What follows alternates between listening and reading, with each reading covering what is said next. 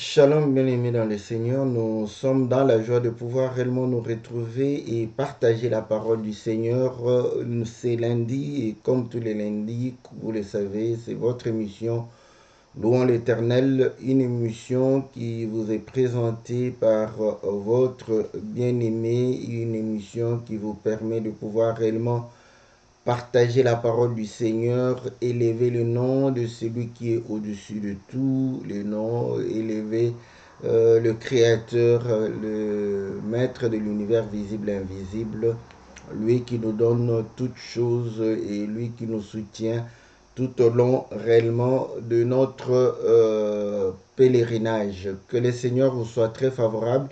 Que l'Éternel, notre Dieu, puisse réellement vous bénir, que Dieu puisse vous accorder toute sa miséricorde, ses compassions, que l'Éternel puisse se souvenir de vous, que Dieu puisse exaucer le cri de votre cœur, que l'Éternel puisse vous soutenir dans tout ce qui est votre tâche et ce qui est réellement votre fardeau, que l'Éternel puisse réellement vous alléger parce qu'il est Dieu. Voilà, bien-aimés dans les Seigneurs, c'est votre émission Louons l'Éternel, une émission qui vous est présentée par votre serviteur, le pasteur Philippe Mukenge, une émission qui permet de pouvoir réellement partager la parole du Seigneur autour des cantiques. Et c'est une émission qui nous permet de pouvoir aussi comprendre l'adoration, la louange et pouvoir réellement adorer Dieu en esprit et en vérité. Nous sommes dans la joie de pouvoir réellement communier avec vous. Nous sommes dans la joie de pouvoir partager ce moment ensemble. Que l'Éternel puisse vous combler de son assistance, de sa bénédiction, de sa présence, parce que il est Emmanuel, Dieu parmi son peuple. Il vit en nous afin de pouvoir nous permettre de pouvoir accomplir sa volonté. Voilà, bien-aimés dans le Seigneur, vous savez, comme tous les lundis, nous passons le cantique. Après le cantique, nous allons pouvoir passer au partage de la parole. Et nous croyons que le Seigneur ne manquera pas de pouvoir réellement nous bénir. Nous saluons tous les bien-aimés qui sont en ligne. Que l'Éternel vous soit très favorable. Que l'Éternel puisse vous assister en toutes choses. Que Dieu puisse se souvenir de vous, de votre attachement, de votre soutien, de votre participation, n'est-ce pas, à cette émission. Louons l'Éternel, que l'Éternel puisse réellement vous combler de toutes les bonnes choses qu'il a préparées pour vous dès avant la fondation du monde. Nous sommes dans la joie de pouvoir réellement communier avec vous et nous sommes dans la joie de pouvoir réellement vous savoir nombreux en train de pouvoir réellement nous suivre. Nous saluons tous les bien-aimés au travers le monde, ceux qui sont en Afrique, ceux qui sont en Europe, ceux qui sont en Asie, en Océanie, en Amérique. Que l'Éternel vous soit très favorable. Nous bénissons tous ceux qui ne cessent de pouvoir réellement soutenir l'œuvre de Dieu avec les moyens financiers. Que le Seigneur puisse se souvenir de vous, que le Seigneur puisse réellement vous accorder toutes les choses dont vous avez besoin. Voilà, bien-aimés dans le Seigneur, nous sommes dans la joie, nous sommes aujourd'hui en train de pouvoir réellement partager cette joie. Nous allons pouvoir suivre le cantique de notre bien-aimé Michel Manassé, intitulé La reconnaissance, et notre émission, nous l'avons intitulée La gratitude. Donc il faut reconnaître le Seigneur, notre Dieu. Nous allons partager la parole avec la grâce que le Seigneur nous a accordée. Voilà pourquoi nous croyons et nous sommes certains que l'Éternel ne manquera pas de pouvoir réellement répandre ses faveurs sur tout un chacun de nous, afin que notre joie soit parfaite et que nous puissions réellement élever et glorifier le nom de notre Seigneur. Voilà, bien-aimés dans le Seigneur, suivons le cantique de notre bien-aimé Michel Manassé, la reconnaissance, et après quoi nous allons revenir dans notre studio virtuel pour pouvoir partager la parole du Seigneur. Que le Seigneur vous soit favorable et qu'il vous bénisse dans le nom de notre Seigneur Jésus.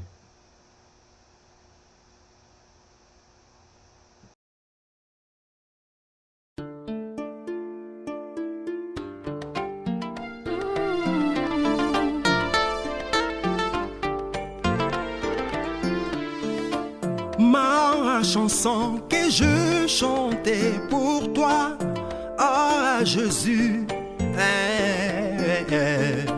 c'est une action de grâce, en voyant tout ce que tu fais dans ma vie.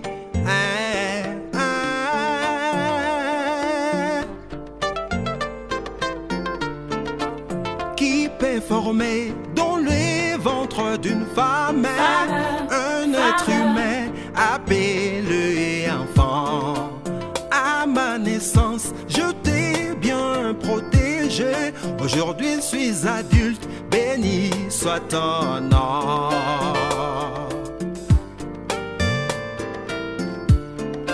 Pendant la nuit, tu es à mes côtés, la véritable sentinelle. Les jours tu m'égutes, les bons pasteurs, le bon pasteur des brebis.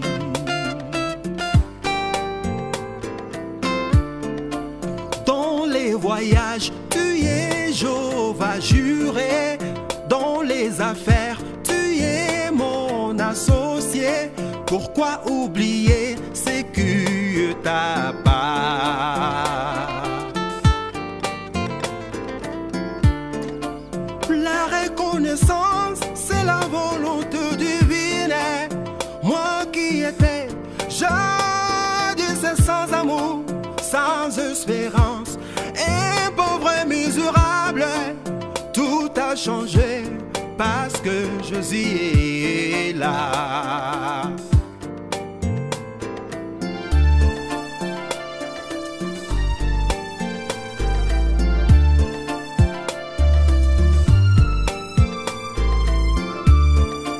Ma chanson que je chantais pour toi, oh Jésus,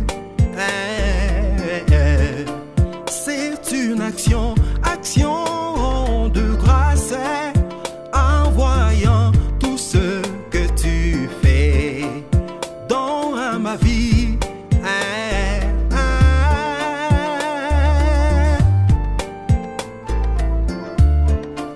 Qui peut former dans le ventre d'une femme un être humain appelé enfant? À ma naissance, je t'ai bien protégé. Aujourd'hui, je suis adulte, béni soit ton nom. Pendant la nuit, tu es à mes côtés, la véritable sentinelle. Les jours tu m'égutes, les bons pasteurs, le bon pasteur des brebis.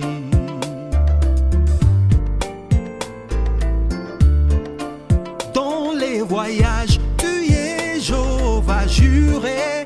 Dans les affaires, tu es mon associé. Pourquoi oublier ce que t'as pas?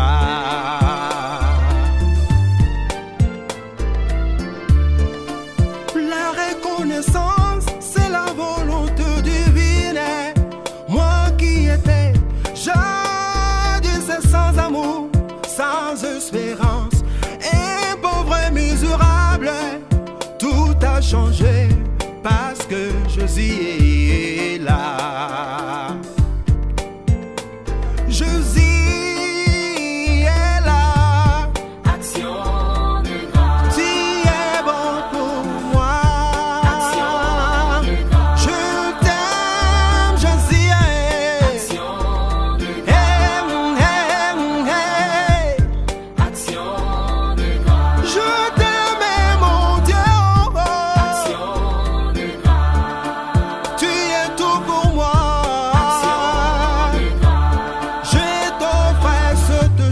Action de grâce. Merci à toi. Action de grâce. Oh oh oh oh.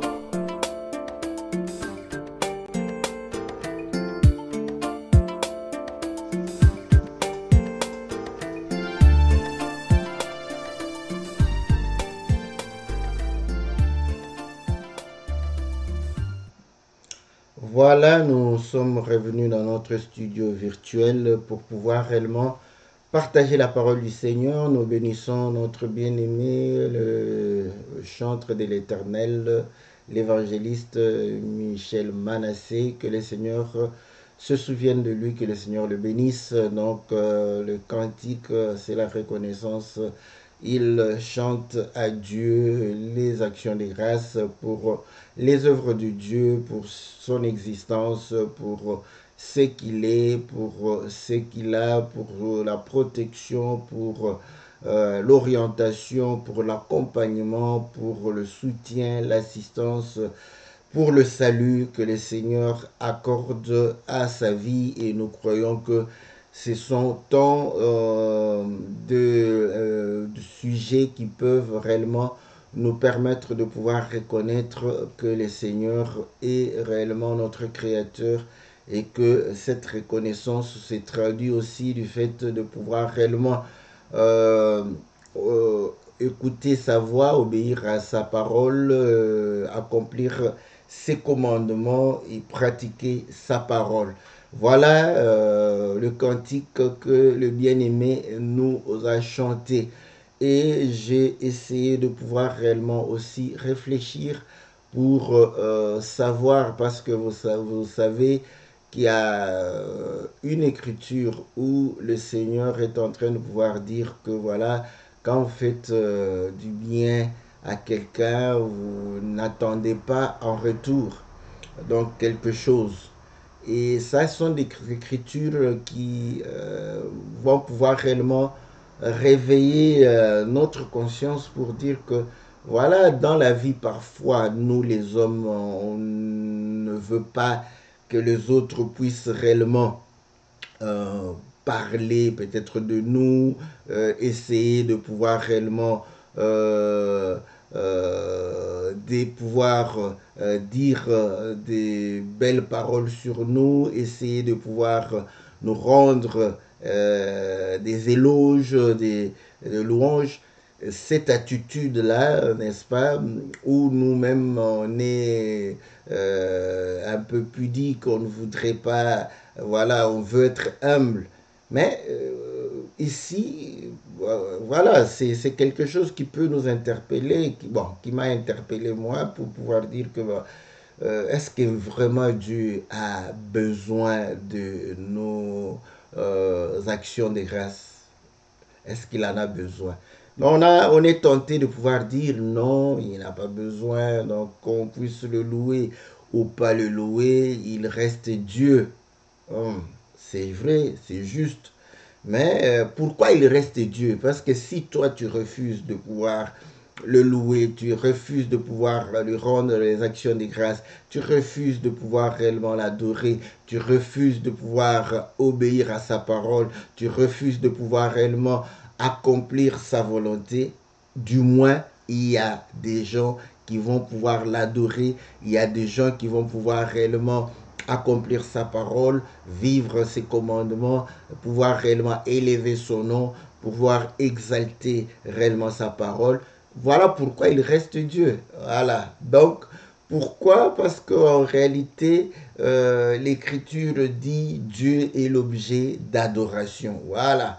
Donc, si il reste Dieu, ce n'est pas simplement, je simplifie ma pensée, ce n'est pas seulement du fait que nous avons refusé de pouvoir l'adorer et qu'il n'y a pas l'adoration, il demeure Dieu.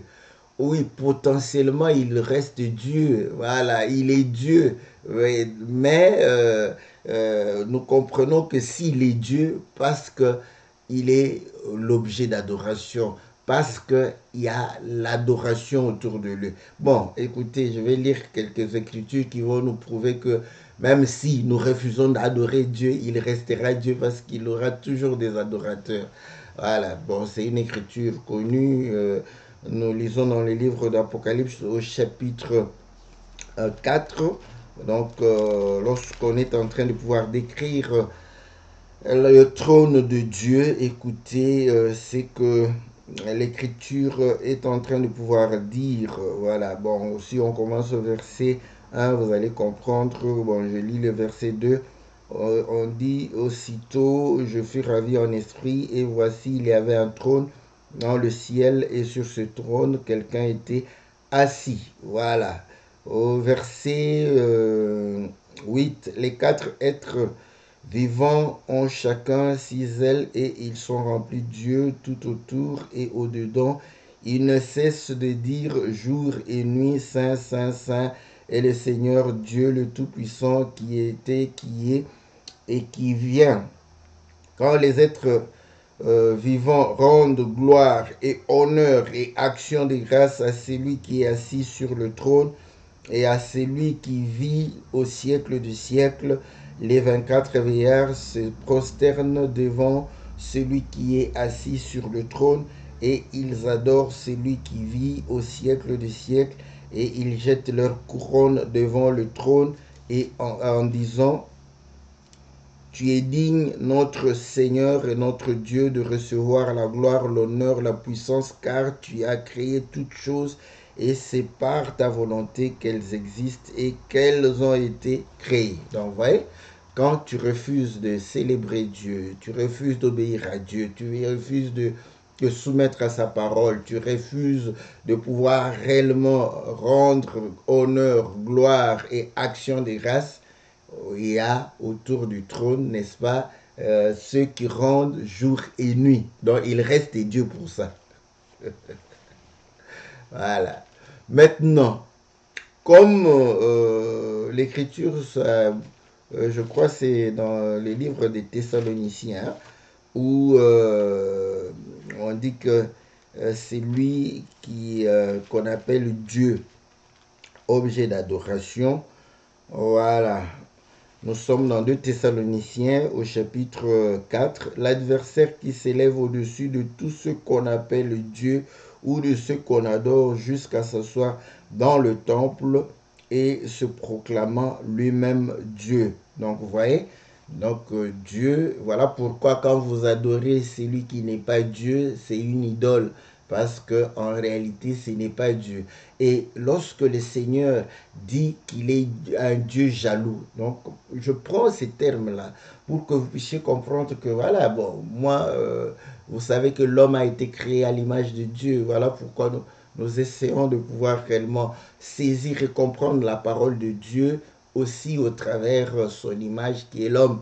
Donc, au travers la manière dont l'homme est en train d'agir. Et comme nous avons toujours dit que Dieu est esprit, Dieu dans les cieux. Et la Bible dit que les cieux sont éloignés de nous. Donc, nous ne connaissons pas sa pensée, nous ne connaissons pas ses voies. Mais si nous les connaissons, c'est parce que celui qui était dans les cieux s'est abaissé. Et lorsqu'il s'abaisse, il prend notre langage, il prend le langage que nous comprenons, le langage que nous pouvons percevoir, et puis le langage que nous pouvons ressentir. Donc à ce moment-là, nous pouvons, par rapport à cela, comprendre, n'est-ce pas, ce que nous ressentons et pouvoir réellement amener au travers les choses de l'esprit. Il est esprit, donc comment il peut être jaloux? Voilà, donc mais nous aussi nous sommes saisis par la jalousie. Donc vous allez comprendre que la jalousie, c'est le fait de ne pas vouloir, n'est-ce pas, que l'autre puisse avoir ce que j'ai ou a plus que moi. Voilà, donc le fait de ne pas apprécier. Voilà, donc notre Dieu est jaloux. Donc vous allez comprendre que les jaloux aiment, n'est-ce pas, que tout puisse tourner autour de lui. Mais si jamais les regards des gens vont vers quelqu'un d'autre, ça crée des sentiments qui ne sont pas, n'est-ce pas, de bons sentiments. Voilà. Donc là, effectivement, lorsque nous lisons, nous voyons que Dieu ne veut pas que nous puissions adorer d'autres dieux, que nous puissions avoir d'autres dieux. Il est jaloux, donc il aime l'adoration, il veut qu'on puisse l'adorer, l'exalter. Ah, voilà. Donc, c'est là où je comprends. J'ai dit, si tu ne l'adores pas, il reste Dieu. Mais maintenant, nous comprenons que s'il reste Dieu, parce qu'il est adoré. Pourquoi il est adoré? Parce qu'il aime qu'on puisse l'adorer. Il est content que l'honneur, la puissance, la gloire puissent lui revenir. C'est bien. Je lis dans le livre d'Exode, le chapitre 20, il est dit ceci. Au verset 5, tu ne te prosterneras point devant elle. Bon, je commence au verset 3, tu n'auras pas d'autre Dieu devant ma face et tu ne te feras point d'image taillée ni de représentation quelconque des choses qui sont en haut dans le ciel et qui sont en bas sur la terre et qui sont dans les eaux plus bas que la terre. Tu ne te prosterneras point devant elles, tu ne les serviras point, car moi, l'Éternel, ton Dieu, je suis un Dieu jaloux. Voilà, vous voyez? Un Dieu jaloux, un Dieu qui aime que tout soit concentré sur lui. Voilà, ça c'est bon. Donc, il aime que tout soit concentré sur lui. Il aime que réellement qu'il reçoive l'honneur, la puissance, la gloire au siècle des siècles. Écoutez, parfois, nous ne nous mettons pas à la place de Dieu. Écoutez. Là, je dis, c'est Dieu qui nous fait partager un peu ce moment, n'est-ce pas, où nous comprenons que l'homme, n'est-ce pas, est réellement l'image de Dieu et l'homme est créé pour pouvoir réellement être une habitation de Dieu. Donc, quelque part, il nous fait partager. Voilà pourquoi les sentiments que nous avons peuvent réellement nous permettre de saisir et de comprendre. Donc, regardez, c'est comme ça que je dis, voilà, bon, on enlève un peu hein, les humbles. Vous voyez, il y a des moments où vraiment on ressent l'humilité, on ne veut pas recevoir les hommages. J'ai déjà dit que cela, quand nous avons ces sentiments-là, parfois nous ne réalisons pas. Prenons les gens qui aiment la gloire, les gens sur la terre qui aiment la gloire. Vous allez comprendre que ce sont des gens, lorsque vous êtes en train de pouvoir rendre des hommages, des éloges, ils sont contents, vous voyez, ils sont, n'est-ce pas, au comble de leur joie. Et cela provoque quoi? Cela va provoquer le fait de pouvoir réellement faire des choses. C'est lui qui est apprécié, c'est lui à qui on fait des éloges. Observez-le, vous allez comprendre qu'il voudra davantage faire. Donc, c'est comme ça, que ce soit dans quelque domaine que ce soit, vous allez comprendre que dès que vous avez, n'est-ce pas, tous les regards portés sur vous, tous les espoirs sur vous, les éloges, les honneurs sur vous, ça vous booste, ça vous permet de pouvoir faire davantage. Observez les athlètes, les sportifs. Vous allez comprendre que pourquoi tous, au moment aussi de Covid ici, sont en train de pouvoir dire que le public leur manque. Vous voyez, ils ont besoin des encouragements. Ils ont besoin, quand on les applaudit, quand on est en train de pouvoir les encourager, ça les booste. Donc, ils veulent faire davantage. Voilà. C'est ça ce que j'aimerais partager, n'est-ce pas, avec chacun de nous aujourd'hui. Donc, vous allez comprendre que plus vous reconnaissez, n'est-ce pas, les qualités de quelqu'un, plus vous reconnaissez son intelligence, plus que vous reconnaissez son art oratoire, plus que vous reconnaissez, n'est-ce pas, son style, n'est-ce pas, d'écriture, plus quelqu'un est applaudi, plus quelqu'un est apprécié, normalement, il va chercher à faire plus, à faire davantage. Voilà. Mais vous voyez, la nature elle-même ne vous enseigne. Je suis allé là-bas pour que chaque... J'ai parlé de l'humilité. Hein, voilà. Il y a des moments d'humilité où vous êtes gêné pour dire non, non, non, non, non, non. Ouais, je prends les gens, vous savez, les gens qui sont orgueilleux, les gens qui sont vantards, les gens qui aiment la gloire, ceux-là ne se rassasient pas, n'est-ce pas, des éloges, des appréciations. Vous allez comprendre qu'ils voudront se mettre plus en évidence, ils voudront se mettre plus, n'est-ce pas, en valeur. Pourquoi? Pour recevoir davantage, n'est-ce pas, des honneurs, de puissance, voilà. Mais vous comprenez que c'est un cercle vicieux, n'est-ce pas? Bon, quand je dis vicieux, c'est pour comprendre que voilà, l'homme à qui on rend les actions de grâce ou on des éloges, il fait davantage pour recevoir encore. Voilà. Or, quand il fait davantage, il fait plus davantage plaisir à ceux qui sont en train de pouvoir lui rendre des actions de grâce et ainsi de suite. Vous allez comprendre que, mais l'homme va être, vous savez que l'homme va toujours avec la courbe de Gauss, n'est-ce pas? C'est une courbe universelle. Donc, c'est-à-dire, vous naissez, vous grandissez, vous atteignez, n'est-ce pas, un point de maximal de toutes les capacités, les potentialités intellectuelles, physiques, de la beauté, tout ça. Vous êtes au firmament, en plus, vous commencez à descendre. Voilà, vous avez la faiblesse de la chair, des rides, la chair cède et vous mourrez. Donc c'est comme ça, l'homme est comme ça. Donc plus il est en train de monter, plus vous êtes en train de pouvoir l'apprécier, plus vous êtes en train de pouvoir lui rendre les actions de grâce ou les honneurs et tout. Il arrive au sommet, vous continuez, après il commence à descendre, il vous déçoit de plus en plus et c'est comme ça que vous l'abandonnez. Et voilà la vie des stars. Vous allez comprendre que ceux qui sont stars et qui sont au firmament, dès qu'ils descendent, certains font de la dépression. Parce que les hommes les ont abandonnés. Mais Dieu n'est pas comme ça. Voilà. C'est là où vous allez comprendre que notre Dieu aime l'adoration. Notre Dieu aime qu'il soit célébré, qu'il soit exalté, qu'il soit... Voilà pourquoi on dit, écoutez, je vais lire encore une autre écriture dans le livre d'Apocalypse, n'est-ce pas? Et là, vous allez comprendre qu'effectivement, il est digne de cela. Et donc, on doit lui rendre les...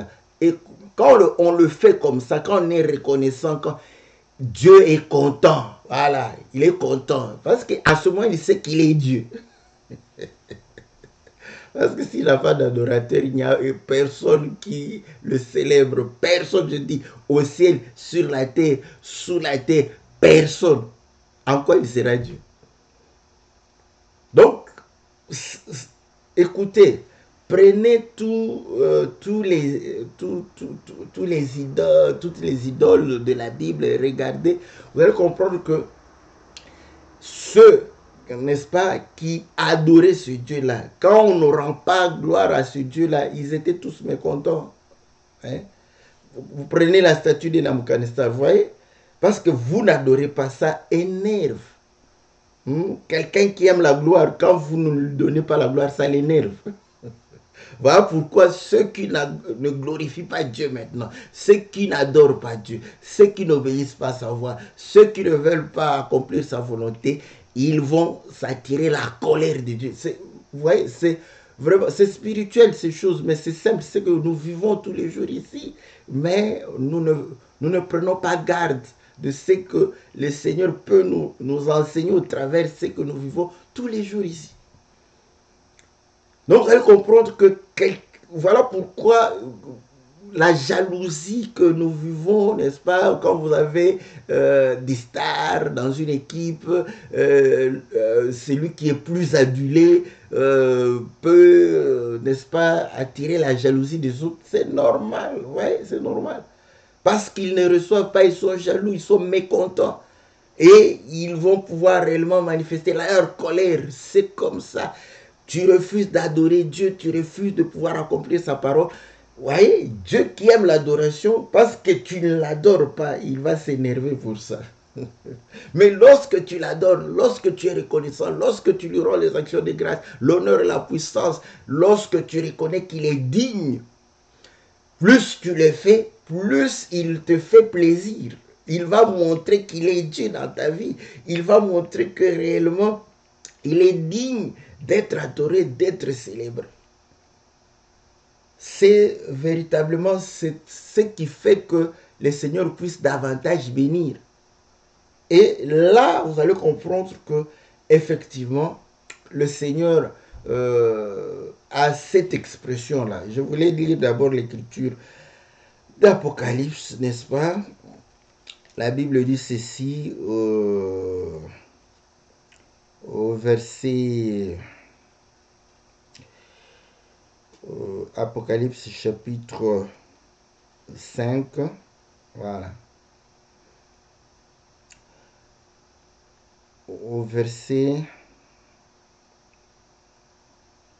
je commence au verset 12. Il disait d'une voix forte, l'agneau qui a été immolé est digne de recevoir la puissance, la richesse, la sagesse, la force, l'honneur, la gloire et la louange, et toutes les créatures qui sont dans le ciel, sur la terre, sous la terre, sur la mer, et tout ce qui s'y trouvait, tout ce qui s'y trouve, je les entendis dire à celui qui est assis sur le trône et à l'agneau soit la louange, l'honneur, la gloire, la force au siècle des siècles.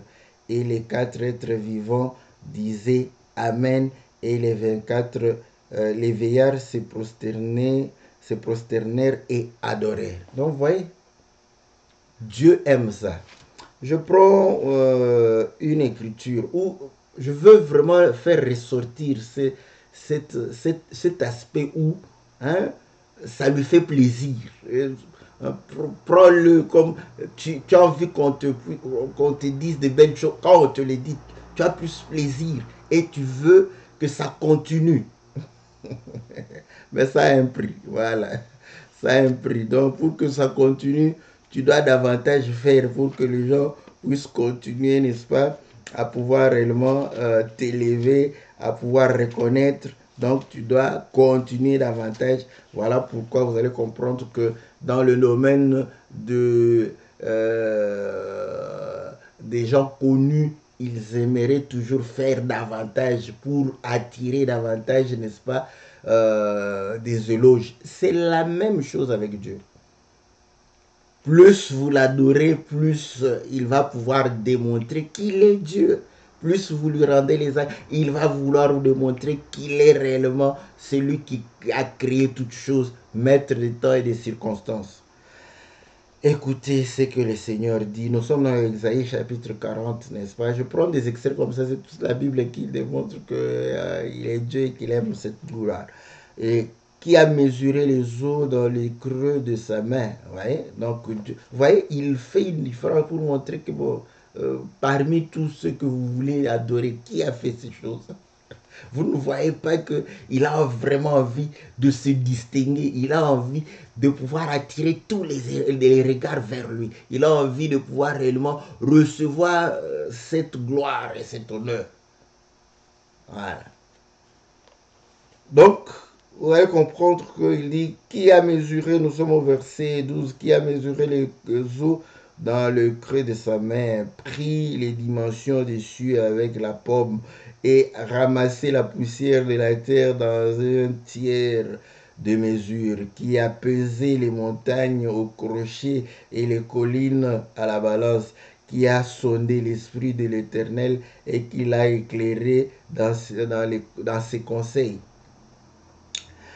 Et avec qui a-t-il délibéré pour en recevoir de l'instruction? Ça, j'aime ça. Vous allez comprendre qu'ici, c'est un Dieu.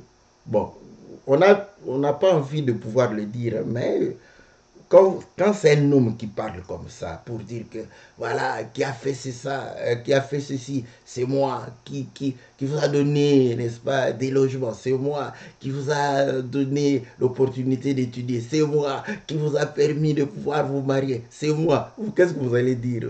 Entre nous, soit dit. Ah, ça, c'est un orgueil. Ça, j'aime ça, ouais. Hein? Donc, vous avez dit que c'est un orgueilleux. Il a fait, maintenant il veut. Oui, mais exactement ce que Dieu fait. Hein. Mais vous voyez que nous avons des difficultés. Effectivement, nous avons des difficultés parce que l'orgueil de l'homme n'est pas réellement ce que Dieu. Mais Dieu, c'est ce qu'il est. Parce qu'il fait des choses que d'autres ne font pas. Alors, il mérite ainsi la louange, l'honneur, la puissance au siècle et siècle. Donc, je vais lire un tout petit peu. Ça, c'est vraiment, hein, ça me donne envie de pouvoir voir comment lui-même a envie. C'est pourquoi, dans ma langue maternelle, on dit qu'il est, n'est-ce pas, celui qui aime, euh, voilà, la fierté, hein, qui marche avec fierté. Hein, voilà, quand il se déplace, c'est avec toute fierté. Voilà. Donc, vous allez comprendre que quand quelqu'un marche avec toute fierté, c'est pourquoi? C'est pour que, voilà, tous les regards sont sur lui. Voilà. Il continue pour dire que, voilà, euh, qui lui a appris le sentier de la justice, qui lui a enseigné la sagesse et fait connaître le chemin de l'intelligence. Voici les nations sont comme une goutte d'un seau, elles sont comme de la poussière sur une balance. Voici les lits sont comme une, voilà, comment, une fine, voilà, comme une fine poussière qui s'envole, qui s'envole, et le Liban ne suffit pas pour le feu. Donc, vous voyez, il y a Esaïe, quand vous prenez 40, 41, 42, 40, là, donc, c'est vrai, véritablement hein, un Dieu qui se distingue. Lui-même d'abord, lui-même, ça vous voyez. Donc, lui-même, il parle de lui-même, donc il reconnaît d'abord, et il vous dit, cherchez, vous ne verrez pas. Et là, voilà pourquoi dans le livre de Deutéronome au chapitre 8, n'est-ce pas, il va commencer à dire au peuple, ne faites attention, n'est-ce pas, lorsque vous avez des bonnes choses, ne dites pas que c'est vous. Voilà, pourquoi il ne veut pas partager sa gloire avec un autre, même pas avec nous-mêmes. Lisons, n'est-ce pas, dans les livres de Deutéronome. Deutéronome chapitre 8. Deutéronome chapitre 8. Voilà, je vais y arriver. Ok, voilà. Il dit ceci. Au verset...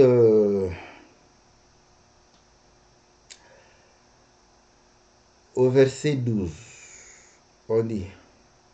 Lorsque tu mangeras et te rassasieras, lorsque tu bâtiras et habiteras de belles maisons, lorsque tu verras multiplier ton gros et ton menu bétail, s'augmenter ton argent et ton or et s'accroître tout ce qui est à toi, prends garde que ton cœur ne s'enfle et que tu n'oublies l'Éternel ton Dieu et qui t'a fait sortir du pays d'Égypte, de la maison des servitudes. Ici, on peut imaginer que voilà, voilà, quand tout va bien, quand les choses marchent, tu oublies Dieu, dans ce sens que tu ne, voilà, tu ne parles plus de lui. C'est aussi ça, hein? Je dis c'est aussi ça.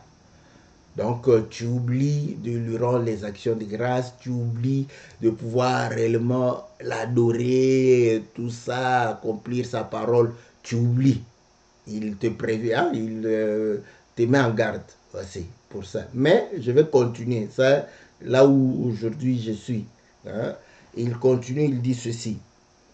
Il dit, voilà, qui t'a fait marcher dans ce grand et affreux désert où il y a des serpents brûlants et des scorpions dans les lieux arides et sans eau, et qui a fait jaillir pour toi de l'eau du rocher le plus dur, qui t'a fait manger dans le désert la manne inconnue, n'est-ce pas, à tes pères, afin de t'humilier et de t'éprouver pour te faire ensuite du bien. Voilà. Garde-toi de dire en ton cœur, ma force et la puissance de ma main m'ont acquis ces richesses. Voilà. Vous voyez? Donc, il dit, voilà, parce qu'il ne veut pas, même toi tu puisses dire, et pourtant, c'est lui qui a souffert au champ, c'est toi. Rappelez-vous, Jacob, quand là-bas le poursuit, il dit, oh là là là là là là, pourquoi tu me poursuis encore? J'ai souffert le froid, la nuit, la chaleur, le jour. Je n'avais pas sommeil, je ne devrais pas dormir pour surveiller tes brebis. Il a souffert. Hein? C'est lui qui a souffert. Donc, toi aussi, pour tes brebis, tu vas souffrir. Mais Dieu dit, garde-toi de pouvoir dire que c'est toi. Voilà. Parce qu'il n'aime pas partager. Donc, c'est quelqu'un qui aime garder tout pour lui. Voilà. Mais le bien est que quand tu le fais, vous voyez, les gens qui aiment ça, et ça, je vous dis, même dans nos relations humaines comme ça, quand vous voyez quelqu'un qui aime les éloges, si vous voulez avoir quelque chose de lui, je vous dis, c'est le moyen. Il faut lui rendre ces éloges-là.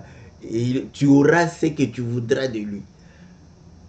Donc, c'est comme ça que, vous voyez, c'est une nature que nous, peut-être qu'on n'analyse pas très bien, non?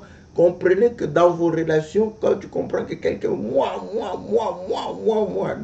au lieu de voir seulement le mauvais côté, ah ben lui, c'est un orgueilleux, il m'énerve, tout ça, non. Le jour où tu as besoin de quelque chose, comme c'est lui, tu viens, toi, c'est toi, tout est toi, c'est vraiment toi, tu obtiendras quand tu dis, mais j'ai besoin de ceci. Et il va te le donner parce qu'il sait que non, tu as reconnu. Et c'est ça, Dieu. Donc, tant qu'on reconnaît que c'est lui, il donne davantage. Il donne davantage. Voilà pourquoi vous allez comprendre que vous voyez quand on dit il faut s'aimer pour recevoir. Mais Paul le dit clairement, c'est-à-dire que lui, il s'aime, n'est-ce pas, les choses spirituelles et nous aimons les choses naturelles, charnelles de ce temps ici. Lui, il en bénéficie. Donc, plus nous s'aimons, plus nous recevons les choses spirituelles. C'est comme ça, l'équation est comme ça. Il dit, pourquoi ne puis-je pas récolter quelques biens de ce temps parce que j'ai sémé les spirituels. Bon, lui, il les récolte de nous, mais quand il les récolte de nous, c'est nous sémons les choses de ce moment, mais nous récoltons les spirituels. Mais écoutez, il y a un autre principe, parce que sinon, là, Dieu ne sera pas différent de loterie. Si vous devez investir l'argent pour recevoir l'argent, il n'est pas différent de loterie. Maintenant, la différence avec la loterie, casino, tout ça, c'est que quand tu sèmes, Dieu dit, il pourvoit à la sémence du semeur. Voilà, c'est ça. C'est-à-dire que quand tu sèmes, il te donne davantage pour s'aimer davantage. Vous voyez?